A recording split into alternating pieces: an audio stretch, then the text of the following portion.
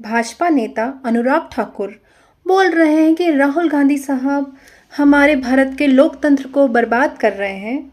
लेकिन अगर निष्पक्षता के साथ भारत का इलेक्शन कमीशन काम कर रहा है, भाजपा चुनाव आयोग को बचा रही है और चुनाव आयोग भाजपा को जिता रहा है ताकि दोनों मिलकर चोरी की जीत से खूब सारे लड्डू खाएं, जनता के खून से नोच नोच कर।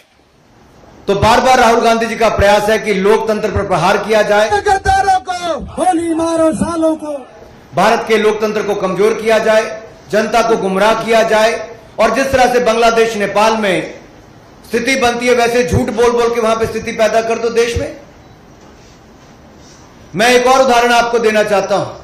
वो कह रहे हैं कि राहुल गांधी भारत की हालत नेपाल और बांग्लादेश की तरह करना चाहते हैं। तो मैं उनको बता दूं, मिस्टर अनुराग ठाकुर, आप लीडर हैं भाजपा पार्टी के जिसकी सरकार है। आपको पता होना चाहिए कि बांग्लादेश में जो हुआ और नेपाल में जो हुआ, चाहे श्रीलंका में जो हुआ, सब जगह काम राहुल गांधी ने नहीं किया, वहां की सरकार ने किया, वहां के नेताओं ने किया जो घूस खा रहे थे और खुद जनता के पैसों से ऐश कर रहे थे और जनता को एक रुपल्ले का भी कुछ नहीं दे रहे थे।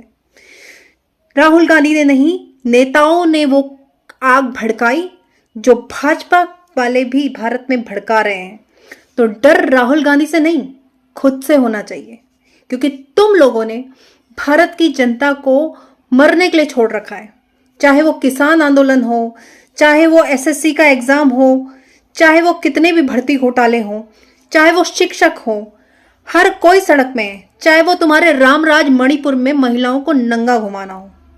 गद्दारों को गोली मारो, सालों को देश के गद्दारों को पीछे तक आवाज आनी चाहिए, गिरिराज जी को सुनाई दे। देश के गद्दारों को, देश के गद्दारों को, देश के गद्दारों को।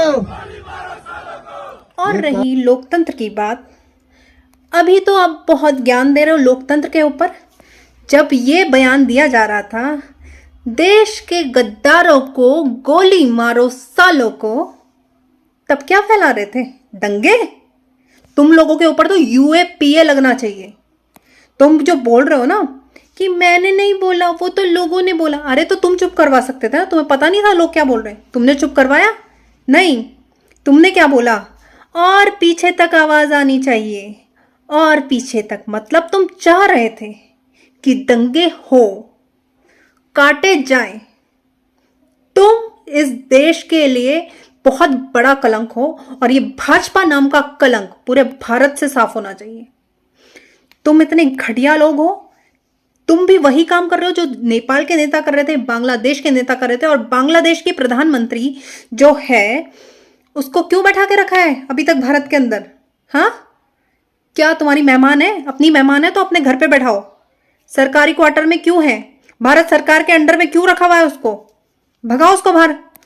तुम बोलते हो बांग्लादेशियों को शरण दे रखी है। शरण तो तुमने दी है, बांग्लादेशियों को नहीं, गुंडी, बांग्लादेश की जो गुंडी है उसको शरण दे रखी है। थू है भाजपा पे, थू।